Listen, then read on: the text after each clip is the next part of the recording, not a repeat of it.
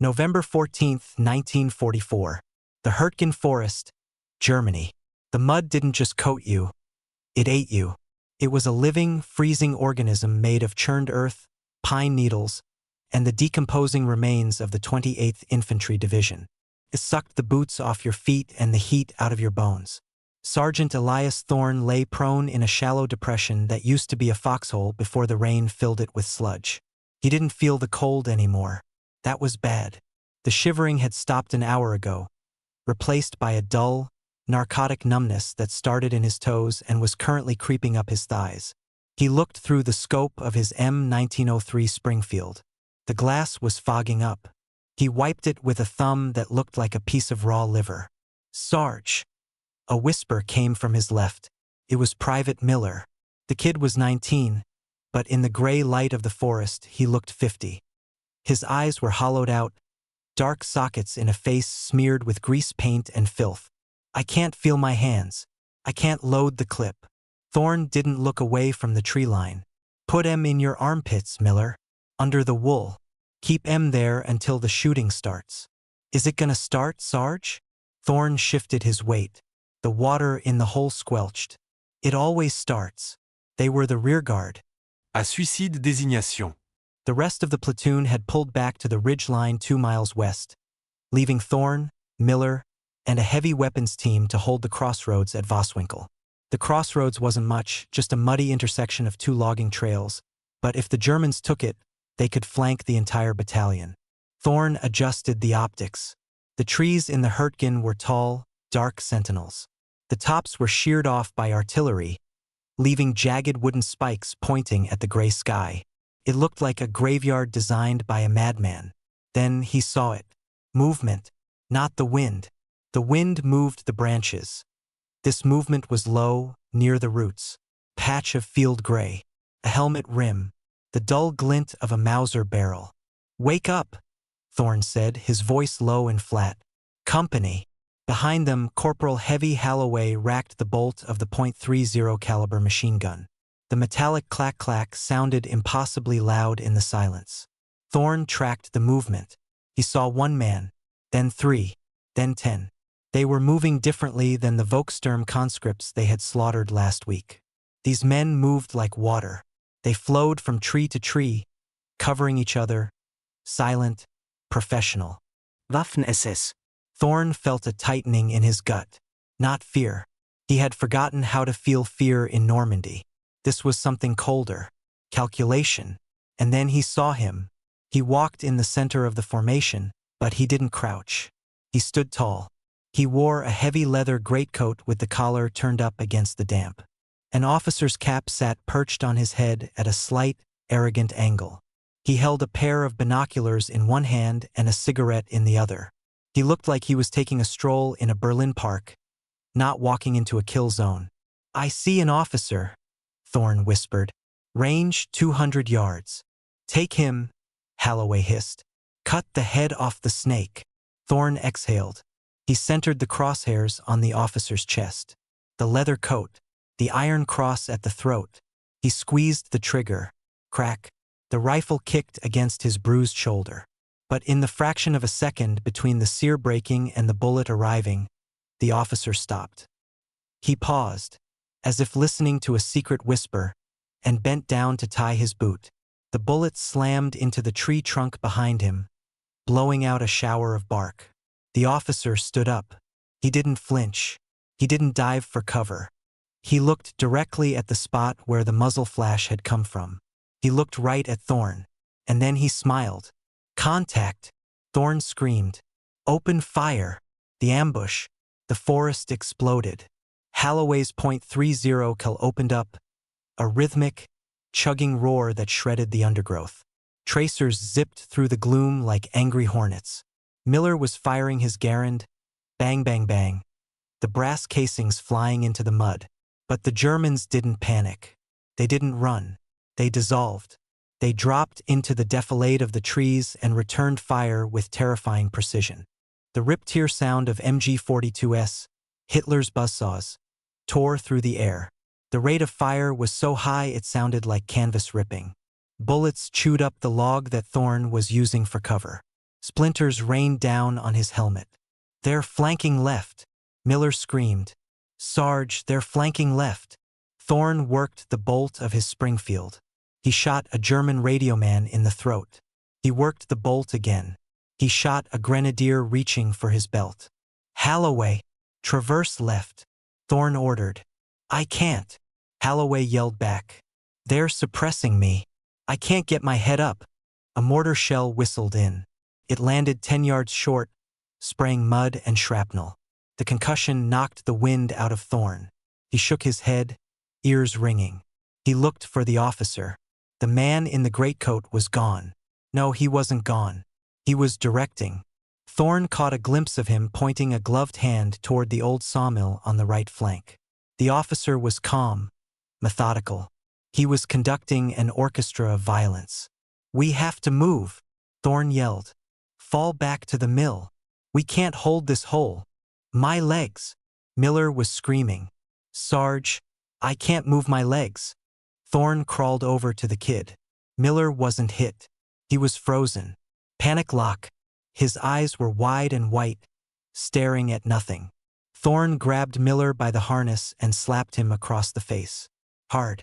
"You move or you die, Miller. Move." He dragged the kid out of the foxhole. They scrambled through the mud, bullets snapping the air around them. Holloway and his loader, a guy named Ricci, grabbed the tripod and the receiver of the machine gun and ran. They crashed through the rotting doors of the sawmill just as a mortar round landed directly in their old foxhole, vaporizing the spot where they had been 5 seconds ago. The siege. The sawmill was a death trap, but it had walls. It was a 2-story stone structure with a collapsed roof and a floor thick with sawdust and rat droppings. "Upstairs," Thorne commanded. Ricci, set the gun in the window facing the road. Miller watched the back door. "Don't let them breach." Thorne ran to a gap in the stone wall on the 2nd floor. He looked out. The Germans were advancing. They weren't rushing. They were moving in bounds. Fire and maneuver.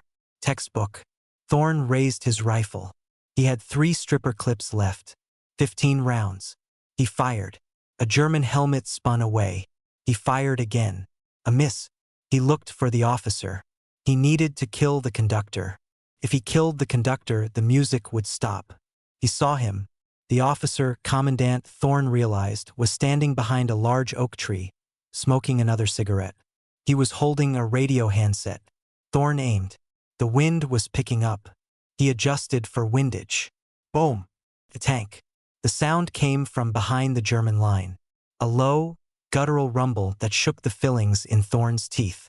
A Panzer IV emerged from the tree line, its long barrel sniffing the air. "Armor!" Ricci screamed. "Sarge, they brought a tank." "I see it." The Panzer's turret rotated. It aimed directly at the sawmill.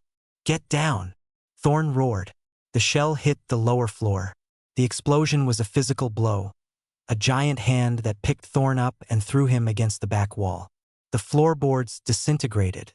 Dust, smoke, and splinters filled the air. Thorne lay in the debris, coughing black soot. His ears were bleeding. "Holloway?" he croaked. He looked over. Holloway was gone. The section of the floor where the machine gun had been was just gone. There was a gaping hole looking down into the inferno of the 1st floor. Thorne crawled to the edge. He saw Ricci, or half of him. "Miller!" Thorne yelled. "Miller, report." "I'm here, Sarge." Miller's voice came from the corner. It was weak. I think I'm hurt." Thorne crawled over. Miller was holding his stomach. Blood was dark and thick between his fingers. A piece of shrapnel the size of a dinner plate had opened him up. Thorne knelt beside him. He opened his medical pouch, but he knew it was useless.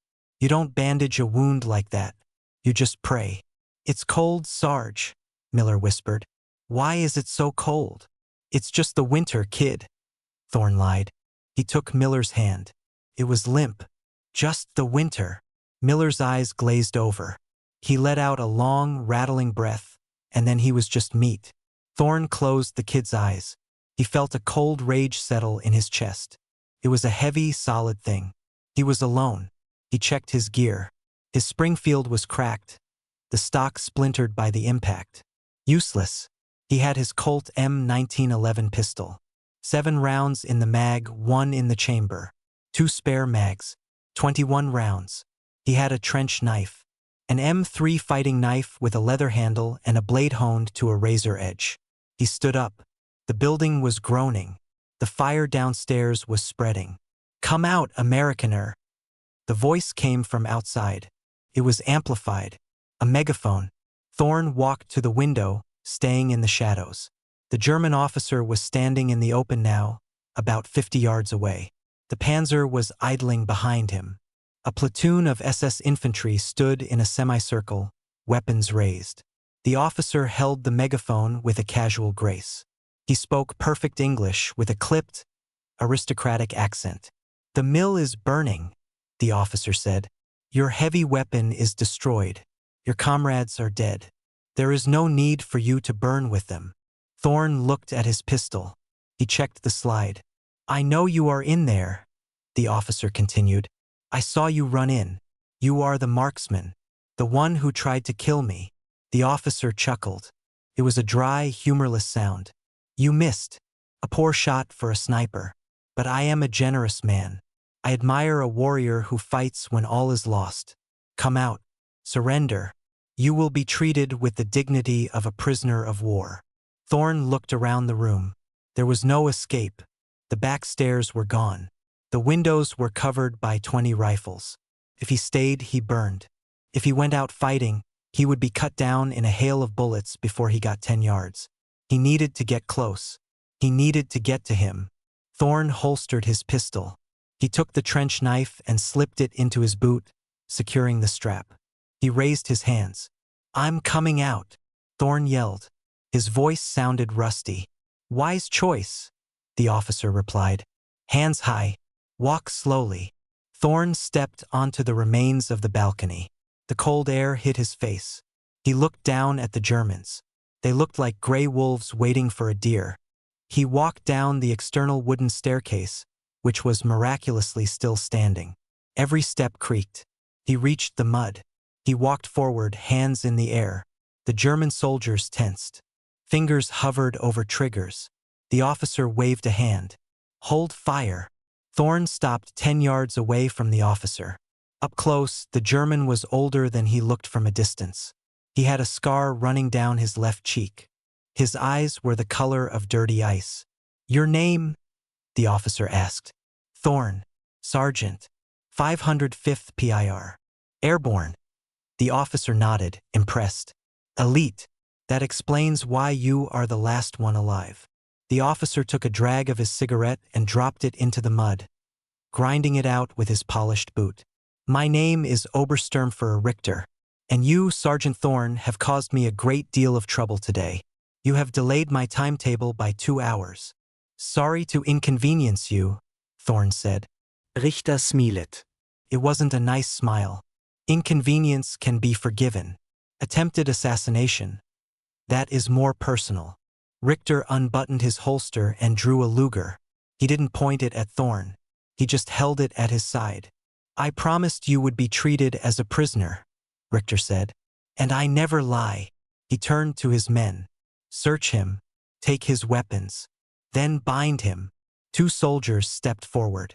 One had an MP-40 submachine gun pointed at Thorn's chest. The other slung his rifle and reached for Thorn's belt. Thorn stood rigid.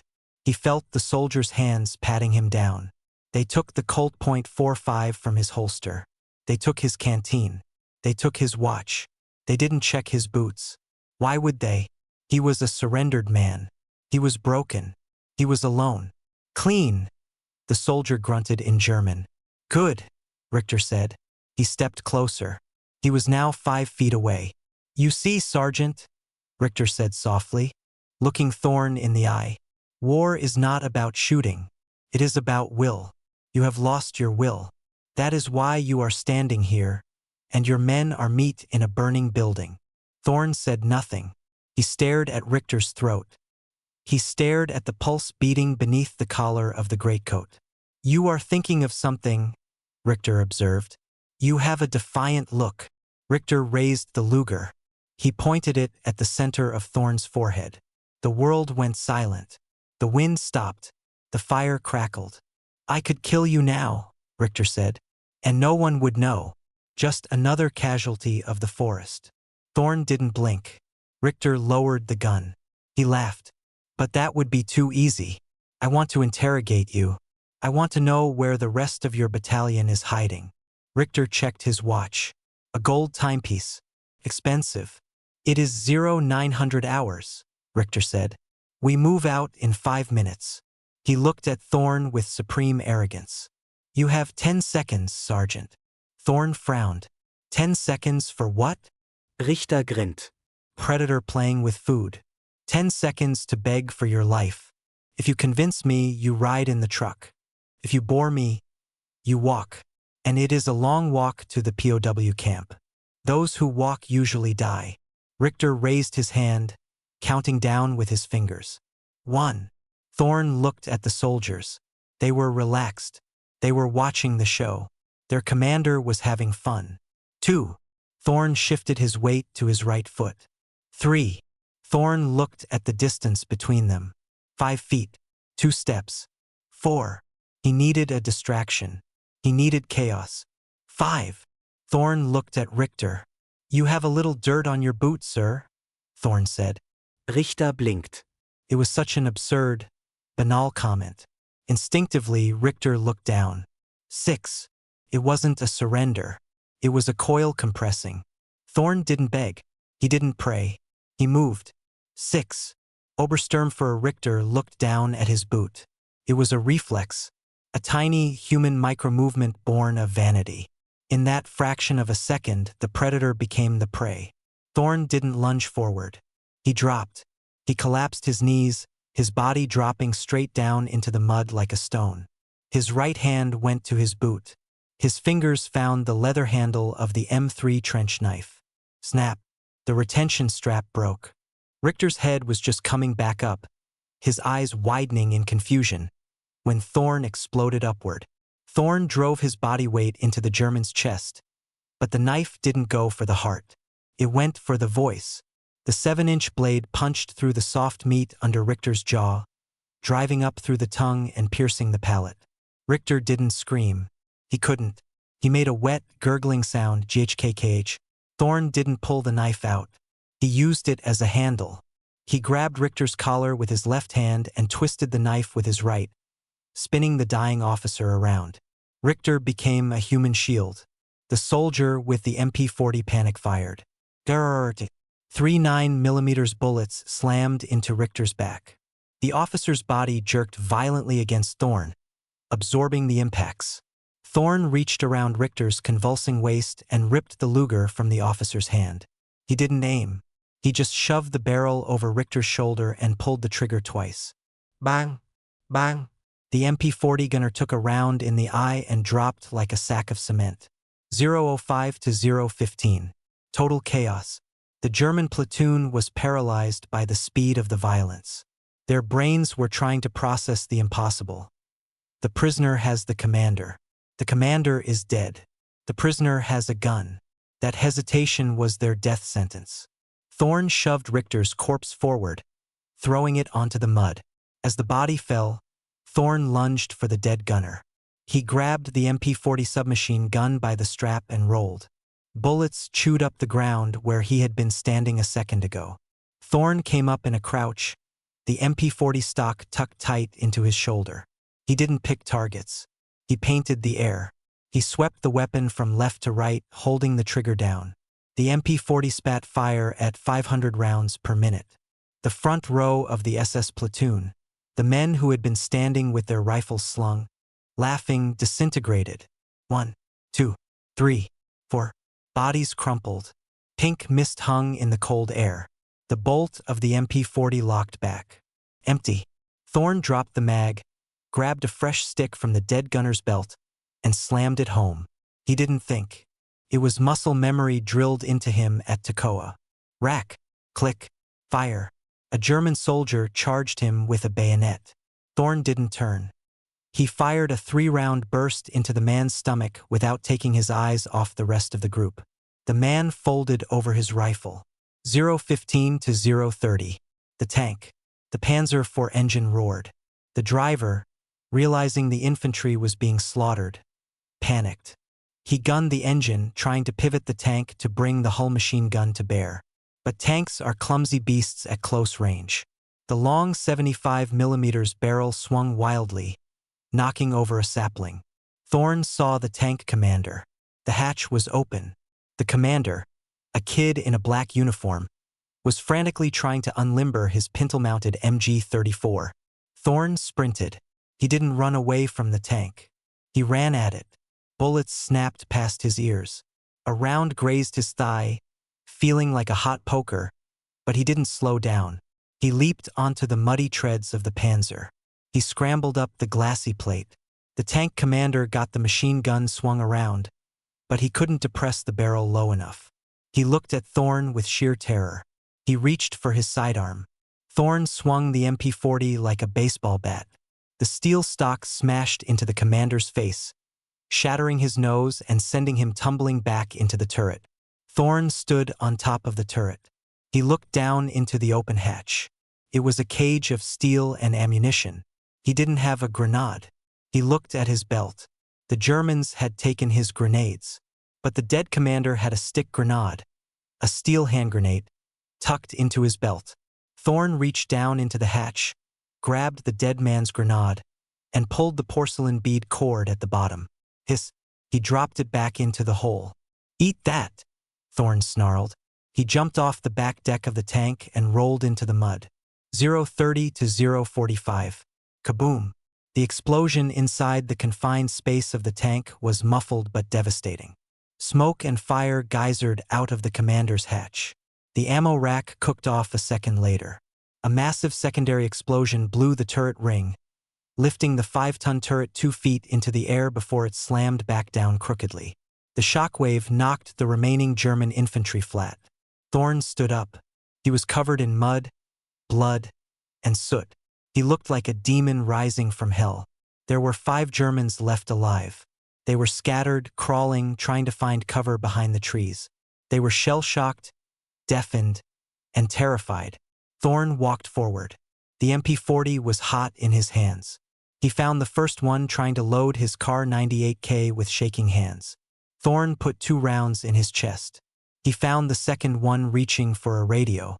1 round to the head. The third and fourth tried to run for the tree line. Thorn dropped to one knee. He exhaled. He squeezed the trigger in controlled bursts. Pop, pop. The left one fell. Pop, pop. The right one fell. He scanned the clearing. Silence returned. The only sound was the crackle of the burning sawmill and the hissing of the cooking tank. Thorn walked back to the center of the carnage. He walked over to the body of Obersturmführer Richter. The officer lay on his back, eyes staring up at the gray sky. The knife was still sticking out of his throat. His expensive leather coat was ruined. Thorn reached down and pulled his knife out. He wiped the blade on Richter's uniform. He looked at his wrist. The Germans had taken his watch. He knelt down and rifled through Richter's pockets until he found the gold timepiece the officer had used to count down the seconds. Thorn checked it. The crystal was cracked, but the second hand was still ticking. 45 seconds had passed since count 6. 21 bodies lay in the mud. Thorn stood up. He was vibrating. The adrenaline dump was hitting him now.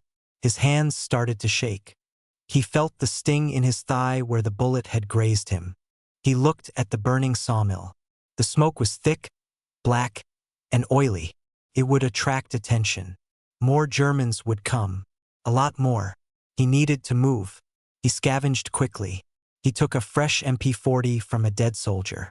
He took 3 magazine pouches.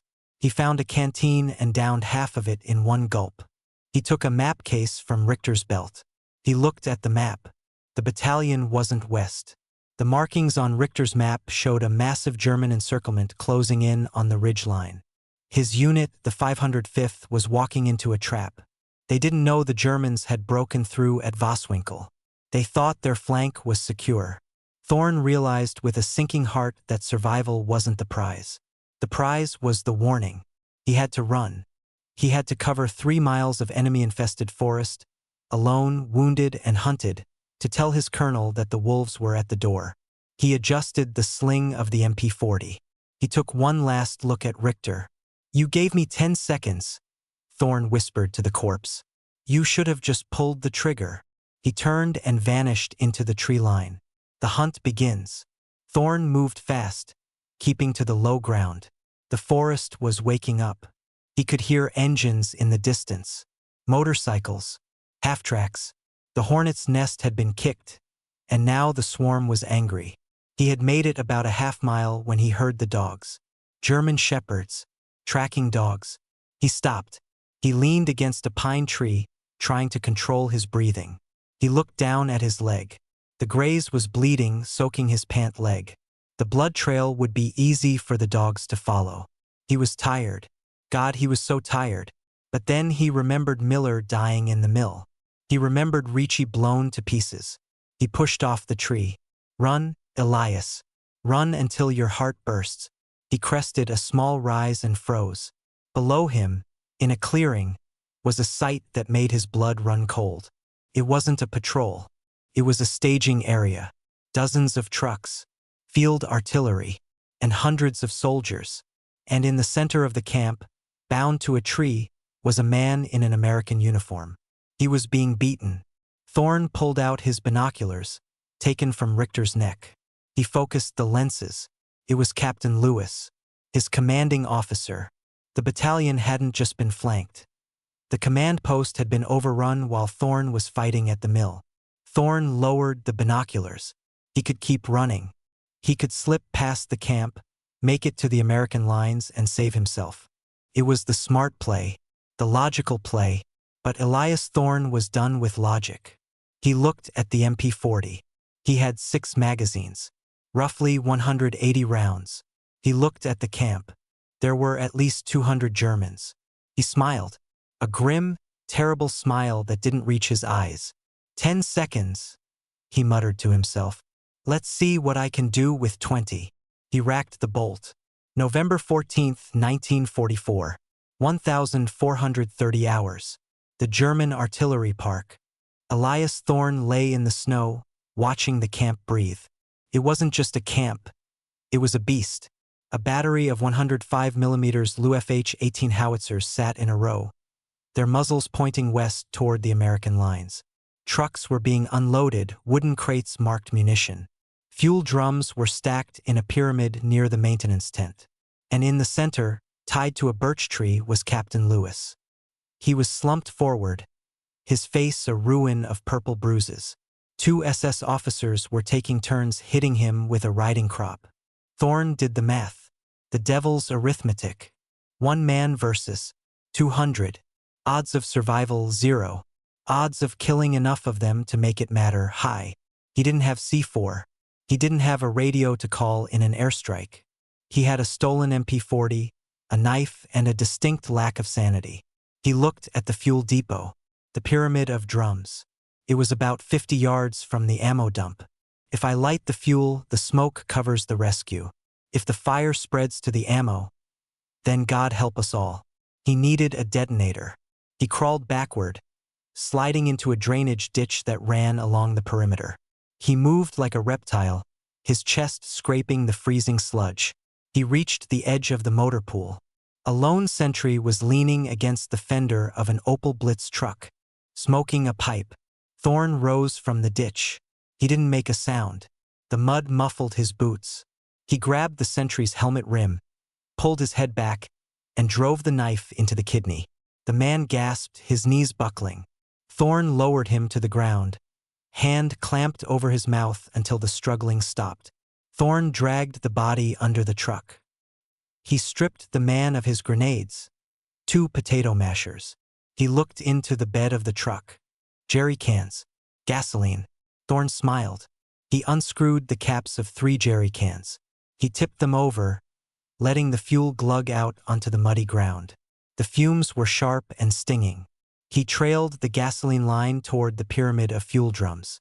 He pulled the pin on one of the grenades. He didn't throw it. He wedged it under a fuel drum, the handle held down by the weight of the metal.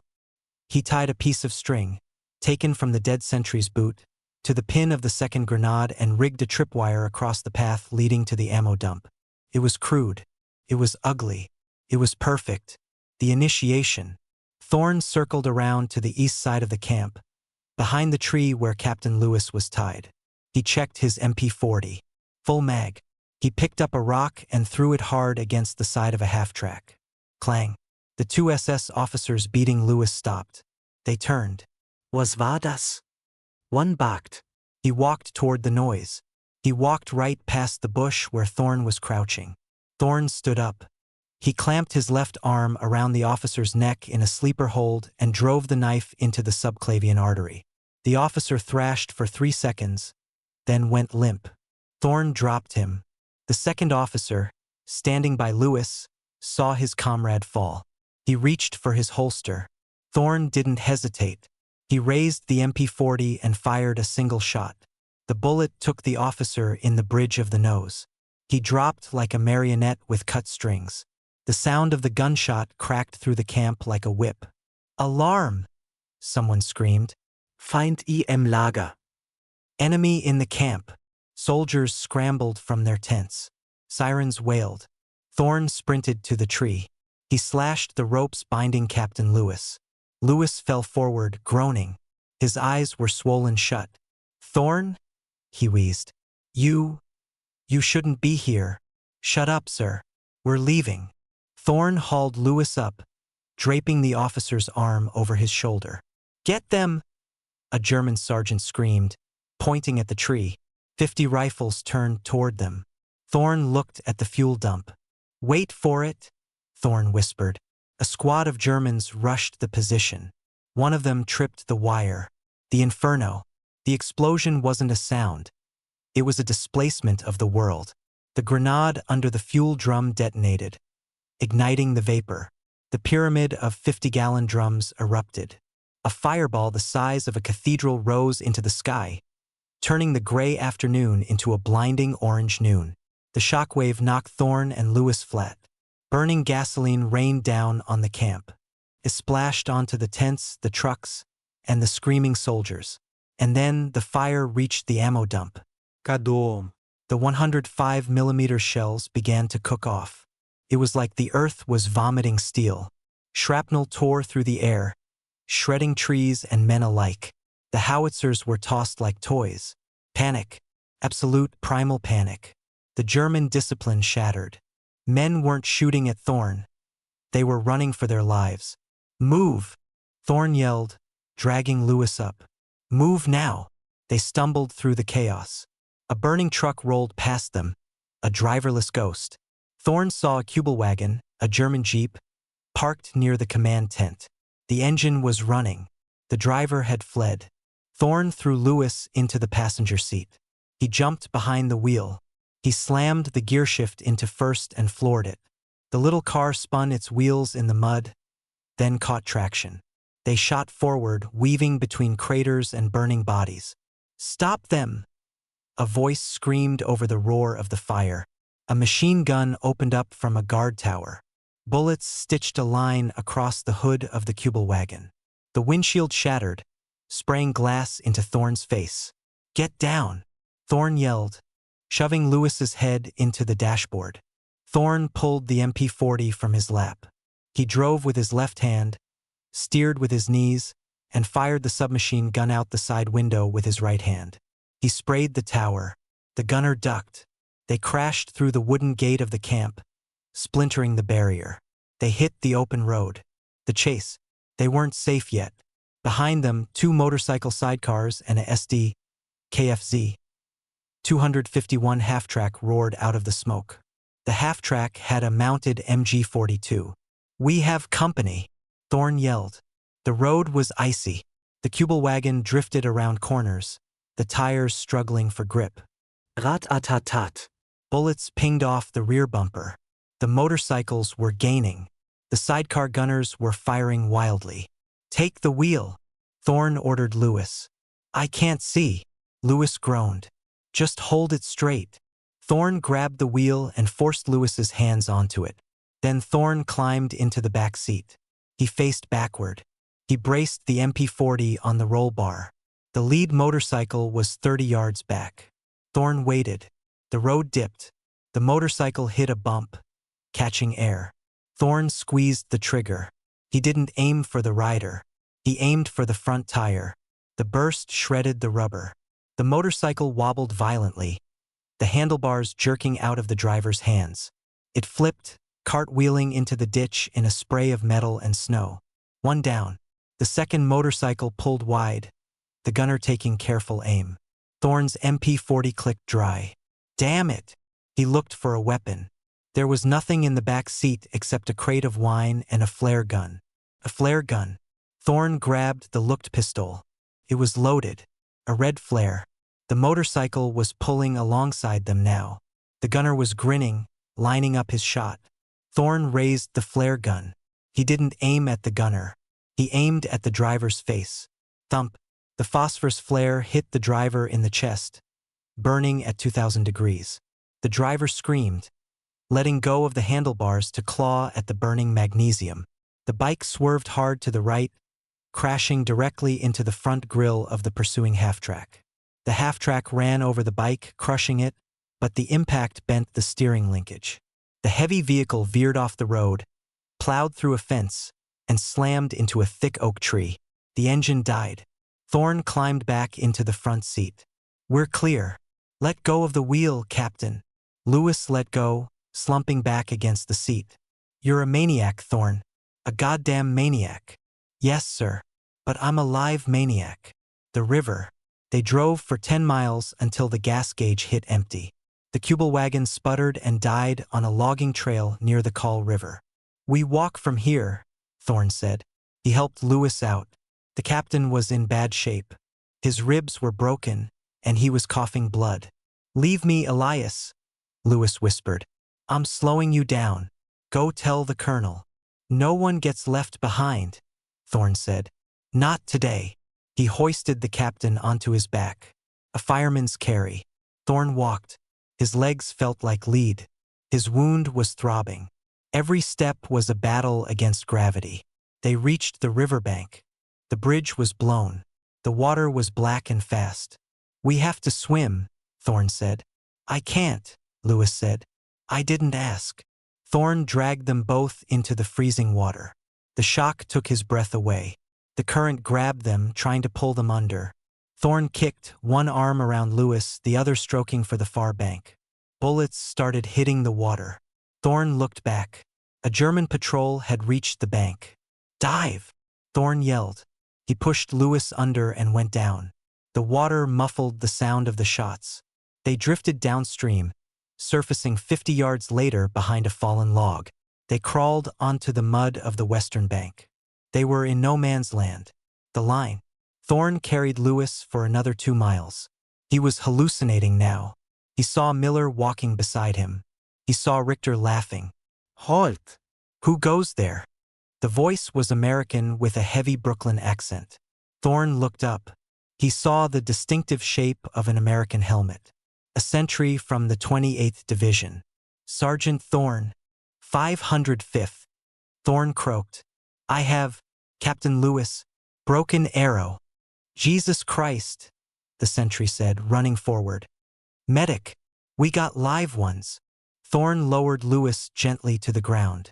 Strong hands grabbed him, helping him stand. Someone put a blanket around his shoulders. Someone put a cigarette in his mouth and lit it. Thorne took a drag. The smoke tasted like life. A lieutenant ran up. Sergeant? Is that you? We heard the explosion.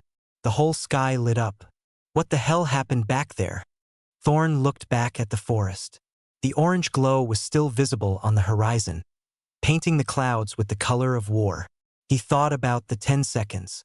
He thought about the math. I had a disagreement with their management, Thorne whispered. Epilogue.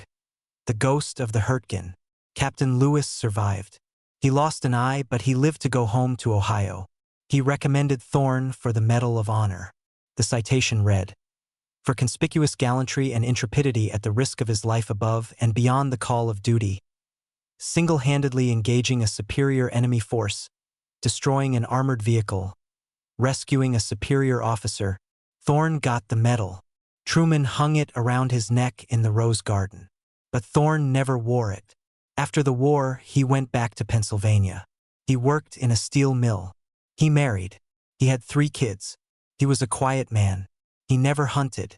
He never owned a gun. But every year on November 14th, he would go down to the basement. He would open an old cigar box. Inside was a cracked gold watch, German made. He would wind it up. He would watch the second hand sweep around the dial. Tick, tick, tick. He would watch it for exactly 10 seconds. And then he would whisper, 11, because Elias Thorne knew the secret that Obersturmführer Richter had learned too late. You never give a desperate man a countdown. You just give him a reason. The end.